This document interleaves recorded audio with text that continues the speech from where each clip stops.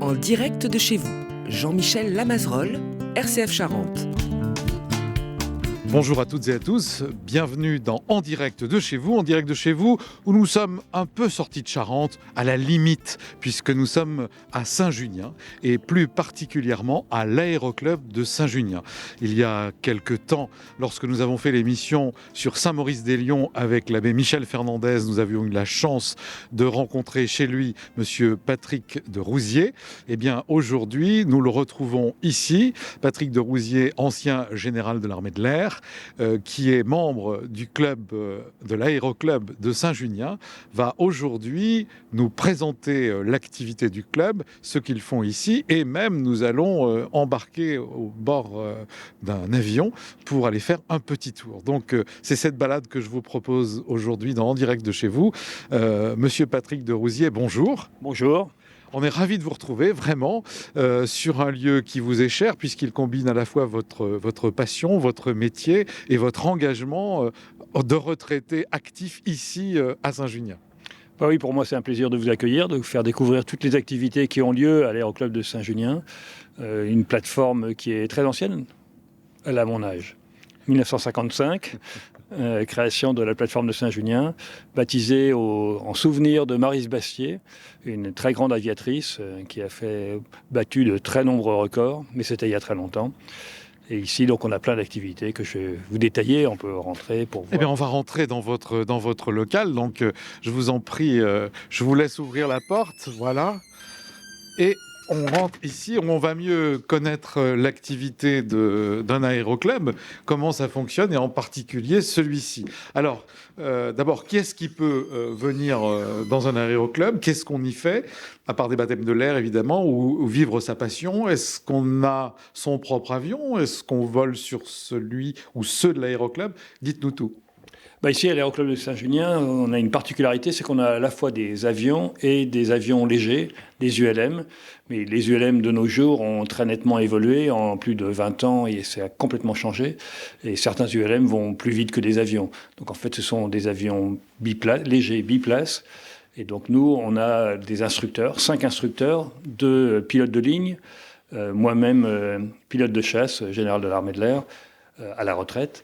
Et donc, tous les trois, on aime partager notre passion. Il y a 2 autres instructeurs qui, eux, ont débuté et ont fait ça à titre de loisir. Et maintenant, donc, forment des jeunes comme nous. Donc ici, pour former les jeunes, eh bien, on a d'abord un groupe qui fait le brevet d'initiation aéronautique, dans le cadre de ce brevet qui est initié par le ministère de l'Éducation nationale. Et donc, des jeunes qui viennent ici le samedi, et qui ont des cours sur tous les domaines qui sont les domaines de l'aéronautique, que ce soit la météorologie, la mécanique du vol, la réglementation et plein d'autres sujets qui leur permettent après de passer un examen. Et à l'issue de cet examen, eh bien, ils ont des bourses qui leur permettent d'avoir des réductions pour voler s'ils le souhaitent. Certains arrêtent à ce moment-là, d'autres poursuivent. Et donc c'est comme ça qu'on a après quelques jeunes qui viennent chez nous ou ailleurs et qui en tout cas ont découvert un métier ou une activité en tout cas très particulière. Alors vous parliez de bourse, etc. Évidemment, ça ne coûte pas rien de faire voler un avion. Et quand on est jeune, qu'on arrive chez vous, comment ça se passe ? Alors ça ne coûte pas rien, bien évidemment, ça a un prix. Maintenant, on fait attention aussi à avoir des aéronefs qui consomment peu. C'est pour ça qu'on a une flotte assez conséquente d'avions ultra légers motorisés, parce que pour cela, eh bien, on a des consommations qui sont 4 fois plus faibles que celles d'avions plus importants. Donc dans le cadre de la formation, ça permet d'avoir des coûts d'exploitation qui sont plus faibles. Et puis en plus, ici, nous sommes tous bénévoles. C'est-à-dire que tous ceux qui font l'entretien de la piste, l'entretien des aéronefs, sont les instructeurs. Tous ceux-là sont bénévoles parce qu'ils aiment cette passion et puis qu'ils veulent la communiquer à d'autres. D'accord. Ce qui coûte, c'est l'achat de l'avion, le carburant. Les assurants. Il y a plein d'autres domaines qui font que... On n'est pas venu là pour parler de ça, mais enfin, c'est important de dire c'est une association et comment ça fonctionne, en gros. Alors maintenant que nous sommes dans cette salle, d'abord je vois sans doute le portrait, c'est même sûr, de Maryse Bastier qui est là, en noir et blanc. Je crois que je l'avais vu dans un musée à Chasseneuil, déjà. Et puis, vous allez nous dire, qu'est-ce qu'on prépare ici? Je vois des cartes, il y en a une derrière moi, la carte de France avec des petites punaises de différentes couleurs. Je vois au mur sans doute votre piste d'atterrissage, etc. Dites-nous comment ça se passe. Donc c'est ici que se passent les cours, en fait, au début. Avant de partir en vol, on répète. Alors on n'a pas de simulateur de vol, bien évidemment, mais par contre on simule. Et le fait de simuler, pour quelqu'un qui ne connaît pas, parce que passer de piéton à oiseau, c'est quand même compliqué, c'est pas naturel, et donc ça permet de s'adapter progressivement et puis de répéter les différentes choses que l'on va faire après. Ça commence par la phraséologie, ensuite c'est aussi l'ergonomie de la cabine, et donc à ce titre, on a des cabines qui sont reproduites ici. Et ça, c'est celle sur laquelle nous allons voler bientôt. Eh bien, on voit qu'il y a des écrans et tout. Donc, il s'agit de se remémorer où se trouvent tous les instruments. Et en fonction de la partie du vol, que ce soit le décollage, l'atterrissage, en croisière, on a des points qui sont plus importants que d'autres. Et donc, c'est ça ce que l'on répète ici. On prépare aussi des grandes navigations. Là, il y a tout un groupe de l'Aéroclub qui va partir demain après-midi dans le Massif central pour faire un exercice de navigation à grande distance, moyenne distance, disons. Et ils vont en plus en profiter pour voir l'enneigement. Voilà. Donc, un côté touristique aussi important. Donc, et là, c'est toutes les punaises qui indiquent un peu où nous sommes allés, hormis celles qui ne sont pas présentes, parce qu'on est allé en Espagne aussi, on est allé en Italie, on va bientôt aller en Corse. Donc tout ça pour dire qu'avec un avion et des ultra légers motorisés, on peut aller très loin sans problème et que c'est toujours enrichissant en termes aéronautiques pour découvrir. Alors, combien de temps faut-il pour former quelqu'un? Et puis même vous, votre propre histoire, vous avez commencé un peu comme ça? Alors moi j'ai commencé par passer, c'était il y a fort longtemps, au siècle dernier, en 1972, le brevet d'initiation aéronautique. À l'issue de ce brevet d'initiation aéronautique, j'ai débuté sur vol en planeur, donc le vol à voile à Esbly, puis après à Meaux, puis Coulommiers. Et j'ai fait des vols en montagne, des vols. Après, j'ai commencé à voler sur avion. J'ai débuté un peu de voltige. Et en parallèle, j'ai poursuivi mes études et intégré, après les Mathsup, Mathsp et les concours, l'école de l'air de Salon de Provence. D'accord. Et là, c'était autre chose. Donc, c'était l'aviation militaire et donc les avions en réaction. Et j'ai volé sur Mirage 3, Mirage F1, Mirage 2000, Rafale. Donc, une carrière variée, très intéressante, passionnante. Et donc, c'est ce que j'ai plaisir à partager avec d'autres. Et dans les jeunes que nous avons ici, il y en a un qui a commencé sur ULM, sur nos avions biplaces, qui après a enchaîné sur l'avion qui est ici, et qui maintenant est à deux doigts d'intégrer une grande compagnie, puisqu'il se destine à pilote de ligne sur des avions de cette catégorie. On a tout un groupe de 3 jeunes qui sont médecins et qui sont attirés par l'espace, et donc qui se positionnent pour le prochain recrutement qui aura lieu dans 5-7 ans pour cosmonautes. Donc voilà, et astronautes. Donc on a une grande variété. Et puis là, moi j'ai, en tant qu'élève, donc on est 85 membres, il y a plus de 25 élèves pilotes. Et dans ces élèves pilotes, moi j'en ai 2 jeunes, qui ont l'un 16 ans, l'autre 14 ans. On peut être relâché quand on a 15 ans, c'est-à-dire voler tout seul, sous le regard attendri et rassuré, j'espère, de la maman. C'est un peu mêlé, sans doute. En tout cas, on y fait bien évidemment très attention, comme à tous ceux qu'on lâche. Mais c'est un moment émouvant aussi pour les instructeurs que de dire allez, je descends et je le laisse partir tout seul, ou la laisse partir tout seul. Oui, il y a de l'interrogation pour la maman et puis aussi pour l'instructeur. C'est normal. Hein. Alors, quand on est passé dans cette pièce, qu'on a vu un peu le permis de conduire à l'ancienne, hein, sur les photos, qu'on s'est familiarisé, qu'on a vu la carte, il y a sans doute un plan de vol, on passe dans une autre salle. Alors, je vous suis. Donc là, on sort de la pièce. Donc là, on voit une radio qui nous permet d'écouter le trafic qui est environnant. Donc pour ceux qui vont partir en vol, de s'imprégner un peu de ce qui se passe.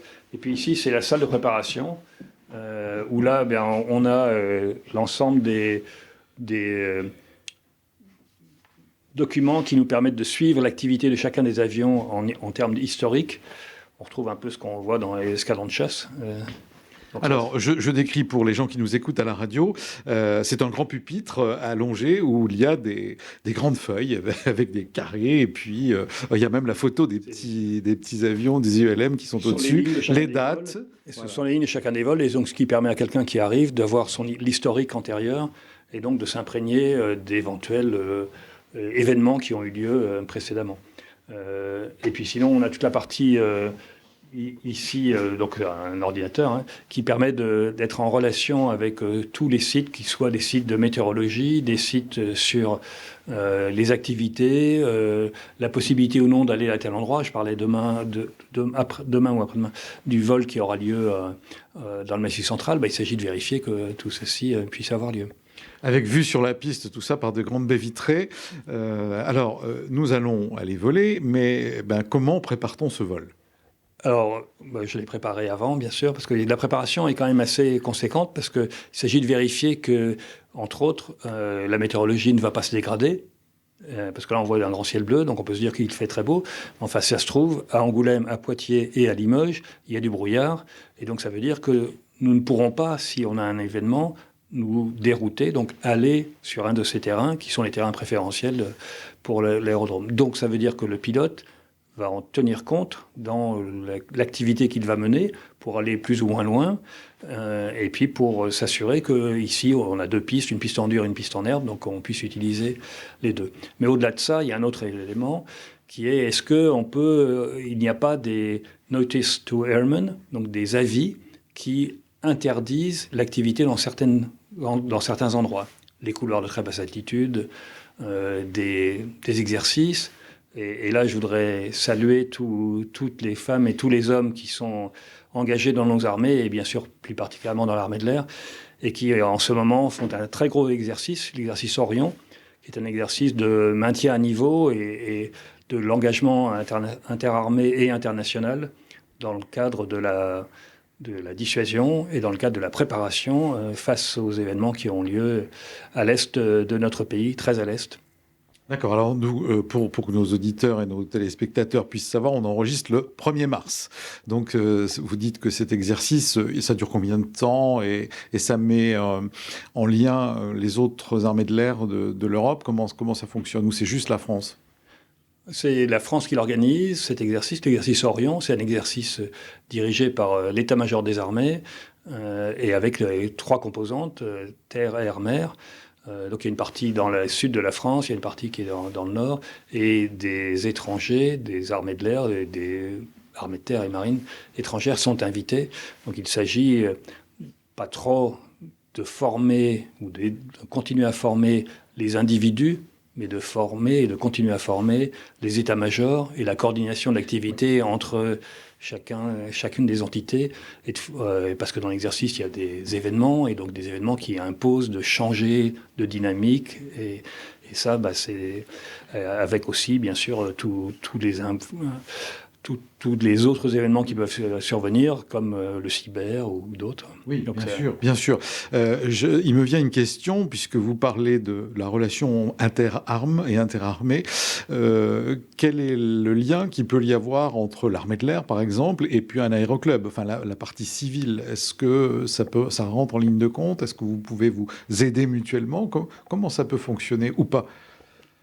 Alors le lien, il est fort, parce que les armées ont besoin de recruter, donc les armées ont envie de faire connaître la diversité des métiers, parce qu'il y a bien sûr pilote, c'est ce à quoi on peut penser rapidement, mais il y a plein d'autres métiers dans les armées, que ce soit chez nous, dans l'armée de terre, dans l'aviation légère de l'armée de terre, chez nous, je veux dire, l'armée de l'air, et puis dans la marine nationale aussi. Donc, bien sûr, ils sont présents dès qu'on a des événements un peu importants ici. Ils sont aussi en soutien, et je parlais tout à l'heure du brevet d'initiation aéronautique, donc ils contribuent. Et l'armée de l'air, récemment, a offert 9 vols pour les 9 jeunes du brevet d'initiation aéronautique qui ont réussi l'année dernière, et a offert des vols sur un petit avion. Bien, écoutez, merci de cet éclairage, parce que c'est vrai qu'on est un petit peu loin de ce monde-là, enfin pour la plupart des gens sans doute qui nous regardent ou qui nous écoutent. Donc c'était intéressant d'avoir votre éclairage, et de professionnels militaires, et aussi aujourd'hui de bénévoles. On va peut-être aller jusqu'au hangar, voir où est-ce que nous allons être emmenés. Voilà. Donc là, on ressort. Prenez les clés de l'avion. Voilà. Dans le coffre-fort. On ne regarde pas le code, évidemment. Et de toute façon, je ne vais pas m'en souvenir. Et là, il fait un temps magnifique aujourd'hui. Donc, on va passer à côté de la piste. Donc, Monsieur Patrick de Rousier nous a dit que il y avait une piste en dur, donc goudronnée, et une piste en herbe. Il y a des petits plots triangulaires blancs qui jalonnent cette piste. Il y a la manche à air. Alors aujourd'hui, on est dans quelles conditions, Patrick ? Aujourd'hui, il fait très beau. C'est des conditions où on voit loin. Le vent est stable. Il est dans l'axe de la piste, ce qui est plus pratique. Et puis on voit au loin. On voit les Monts de Blon au loin. On voit la Charente pas loin, par là-bas. Bon. Où vous habitez ? Et voilà, donc c'est un peu brumeux, c'est tout. Mais on a une visibilité extraordinaire, donc il n'y a aucun problème pour voler aujourd'hui, quel que soit le type d'avion. Alors là, ce sont les avions de l'aéroclub. Vous pouvez nous parler de celui dans lequel nous allons voler.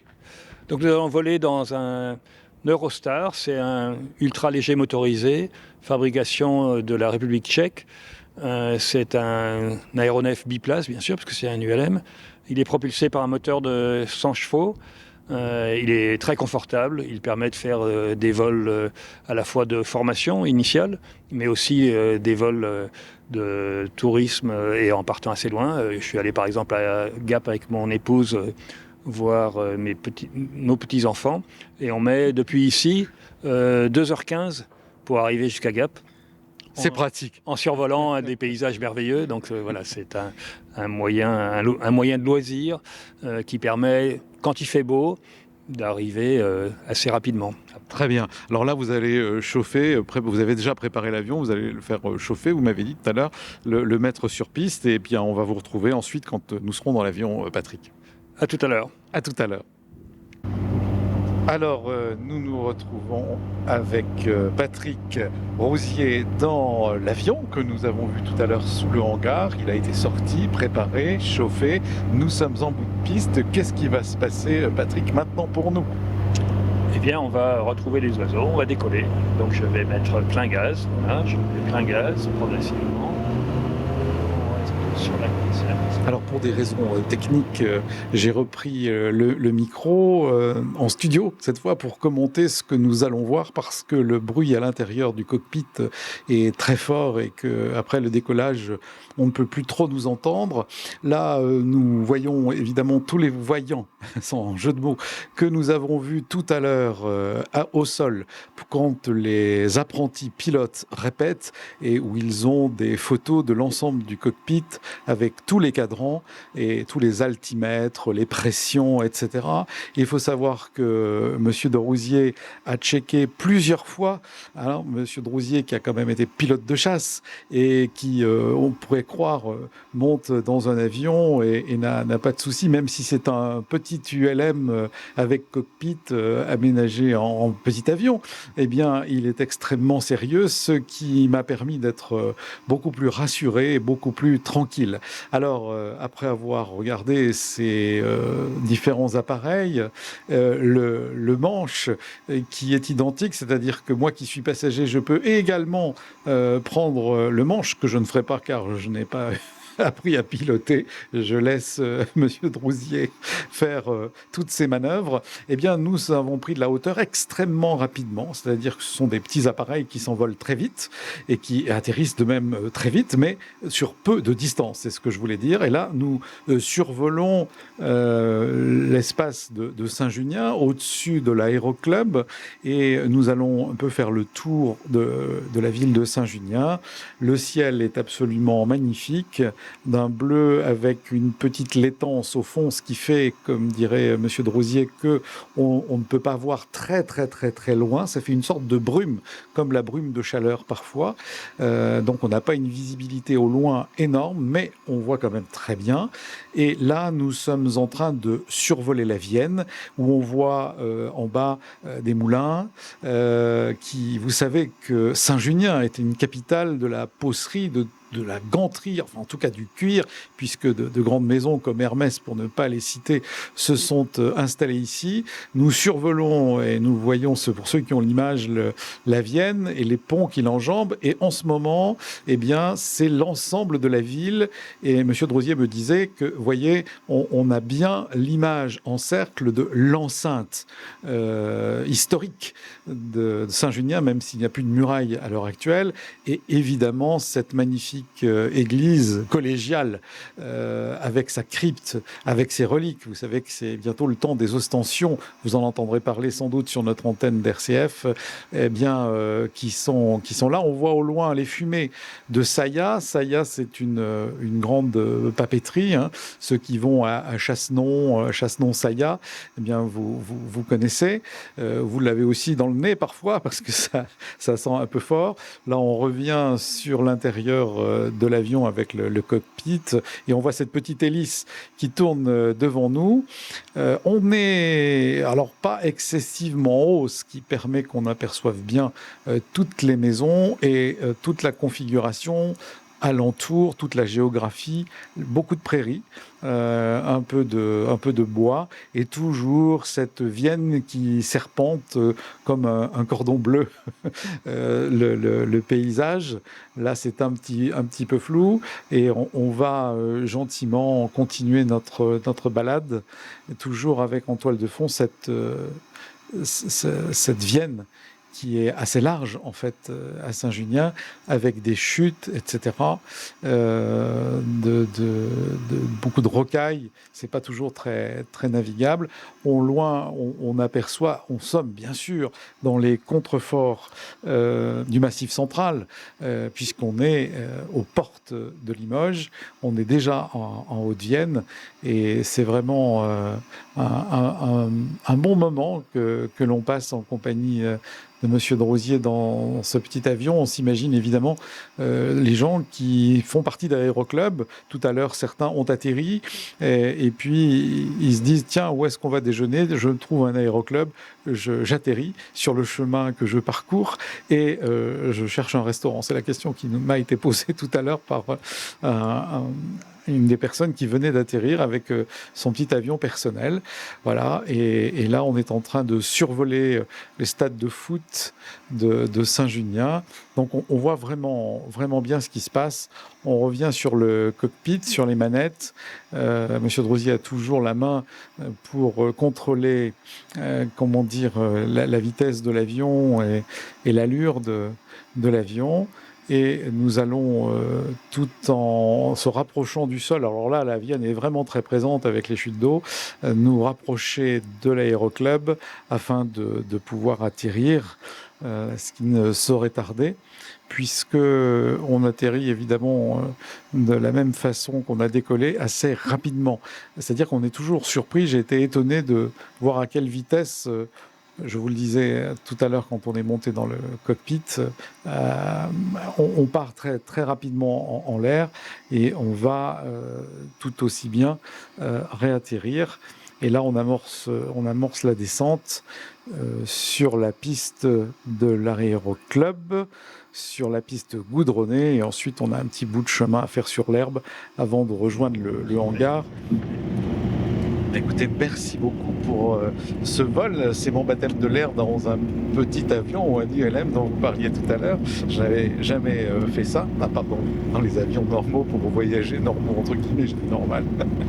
Et là, on est au début de l'aviation presque. Et merci pour ce moment. On va se retrouver tout à l'heure au sol. Là, je vais donc arrêter l'enregistrement et on se retrouve lorsque nous serons à côté du hangar. Merci pour ce vol par ce beau temps de Saint-Junien dans cette émission en direct de chez vous. C'était très bien. Ça fait une sensation bizarre parce qu'on se sent très peu de choses dans un petit appareil. Donc on voit bien tout ce qui nous entoure. Oui, c'est l'avantage, c'est qu'en fait, on voit tout le paysage, à la fois au sol et en vol, c'est-à-dire tous les nuages. Enfin, les jours se suivent, mais ne se ressemblent absolument pas en aéronautique, comme en fait chez nous, dans nos belles campagnes. Exactement. Alors, vous avez ensuite permis à Titouan de voler pour faire des images, parce qu'on ne peut être que deux dans ces appareils. Et donc, je pense que ça lui a plu à lui aussi. Ça nous a permis, à nous, au sol, de voir le décollage et l'atterrissage. Ce qui est impressionnant, c'est qu'on décolle très vite.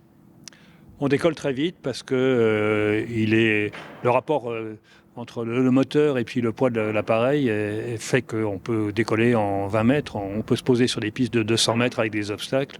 Donc c'est l'avantage, c'est qu'en fait on peut aller un peu n'importe où. Oui, c'est ce que j'ai remarqué. Et là, on va clore l'émission à côté de votre dernier avion de l'Aéroclub, qui est magnifique, qui est jaune, et vraiment, c'est très beau. C'est un super guépard. Et avec lui, on va faire donc ce qu'on fait traditionnellement, c'est la patrouille des Gantiers à l'occasion de Légendaire en Limousin, donc cette fête aéronautique qui a lieu le week-end du 10 septembre prochain, 2023. Avec pour thème l'aviation au service de l'homme. On peut imaginer derrière tout ce qui est transport postal, aide pour la lutte contre les incendies de forêt, avec les hélicoptères du SAMU. Enfin voilà, donc il y aura plein d'aéronefs diverses qui vont arriver de toutes époques. En général, il y a de l'ordre de 25 000 personnes qui viennent sur 2 jours. C'est totalement gratuit et c'est une fête magnifique. Bon, oui. Et donc vous êtes tous invités, bien évidemment. Oui, c'est ce que j'allais dire, on aura l'occasion d'en reparler. Et puis peut-être ferons-nous une incursion ici pour cette grande fête. Patrick de Rousier, merci de votre accueil. Et ça a été vraiment un grand plaisir. On a hâte de vous retrouver bientôt. De rien, c'est un plaisir pour moi et je salue tous vos auditeurs. Merci à vous. Et puis moi, je vous dis à la semaine prochaine pour une autre émission d'En Direct de chez vous.